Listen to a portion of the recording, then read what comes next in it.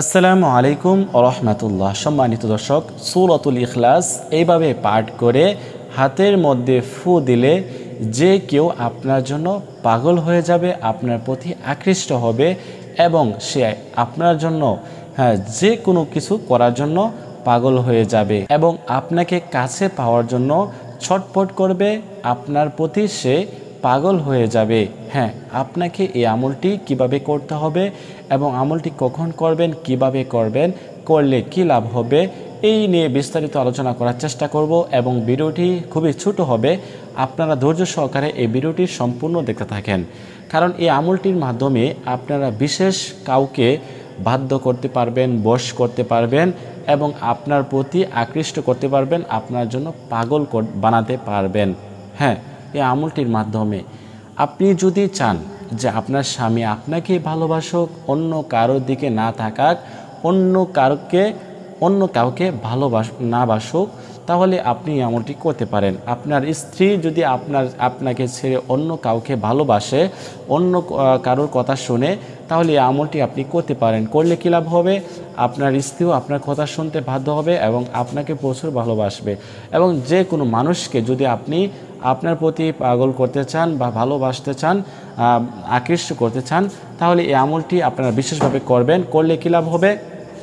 ইনশাআল্লাহ খুবই আপনারা নিজে দেখতে পারবেন, ইনশাআল্লাহ কাজ হবেই, আপনারা নিজেই দেখতে পারবেন। তো এই আমলটি করার জন্য আমাদেরকে কি করতে হবে আমি তার আগে বলে নিচ্ছি। যারা এই চ্যানেলে নতুন আসছেন অবশ্যই চ্যানেলটি সাবস্ক্রাইব করে পাশে থাকবেন, যাতে করে নতুন নতুন ভিডিওগুলো সবার আগে পেয়ে যান। আর এই চ্যানেলটি যারা অলরেডি সাবস্ক্রাইব করে রাখছেন, আপনাদের সকলকে জানাই আন্তরিক শুভেচ্ছা এবং অভিনন্দন। সম্মানিত দিনী ভাই ও বোনেরা, এই আমলটি করার জন্য আমাদেরকে প্রথমে 3 বার ইস্তিগফার পাঠ করতে হবে। সম্মানিত দর্শক, এই আমলটি করার জন্য আপনি একটি নির্দিষ্ট সময় খুঁজে নেবেন, বের করে নেবেন। ওই সময়ে আপনি পবিত্র হয়ে পবিত্র স্থানে জায়নামাজ বিছিয়ে নিরিবিলি জায়গায় আপনি প্রথমে 3 বার ইস্তিগফার পাঠ করবেন। আস্তাগফিরুল্লাহ, আস্তাগফিরুল্লাহ, আস্তাগফিরুল্লাহ। তারপরে 3 বার দুরূদ শরীফ পাঠ করবেন, যে দুরূদ শরীফ আমরা নামাজের মধ্যে পড়ে থাকি, যেরকম আল্লাহুম্মা সাল্লি আলা মুহাম্মাদ ওয়া আলা আলি মুহাম্মাদ কামা সাল্লাইতা আলা ইব্রাহিম ওয়া আলা আলি ইব্রাহিম ইন্নাকা হামিদুম মাজিদ। আল্লাহুম্মা বারিক আলা মুহাম্মাদ ওয়া আলা আলি মুহাম্মাদ কামা বারাকতা আলা ইব্রাহিম ওয়া আলা আলি ইব্রাহিম ইন্নাকা হামিদুম মাজিদ। এরকমভাবে দুরূদ শরীফ পাঠ করবেন এবং দুরূদ শরীফ যে না পারেন শুধুমাত্র সাল্লাল্লাহু আলাইহি ওয়াসাল্লাম কয়েকবার পাঠ করে নেবেন। সাল্লাল্লাহু আলাইহি ওয়াসাল্লাম, সাল্লাল্লাহু আলাইহি ওয়াসাল্লাম। তারপরে আপনি কি করবেন? আপনার ডান হাতের তালুতে এই আমলটি করবেন। ডান হাতের তালুতে আপনি কি করবেন?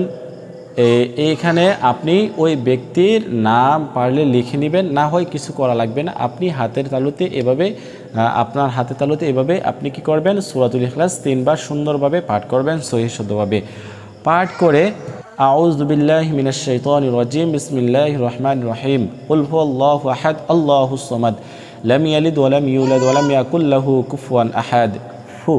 আউযু বিল্লাহি মিনাশ শাইতানির রাজিম, বিসমিল্লাহির রহমানির রহিম, কুল হুয়াল্লাহু আহাদ, আল্লাহুস সামাদ, লাম ইয়ালিদ ওয়া লাম ইউলাদ ওয়া লাম ইয়াকুল লাহু কুফুয়ান আহাদ। এরকমভাবে 3 বার পাঠ করে 3টি ফু দিবেন। ফু দেওয়ার পরে আপনি কি করবেন? ওই ব্যক্তির নাম নিয়ে আবার 3টি ফু দিবেন। এখানে ফু দেওয়ার পরে আপনি শেষে আবার 3 বার দুরূদ শরীফ পাঠ করবেন। এভাবে আপনি আমলটি করবেন।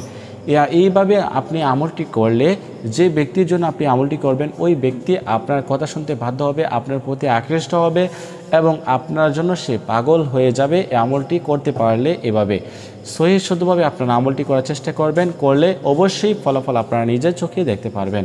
তো আজকের মতো এই পর্যন্তই। আল্লাহ হাফেজ।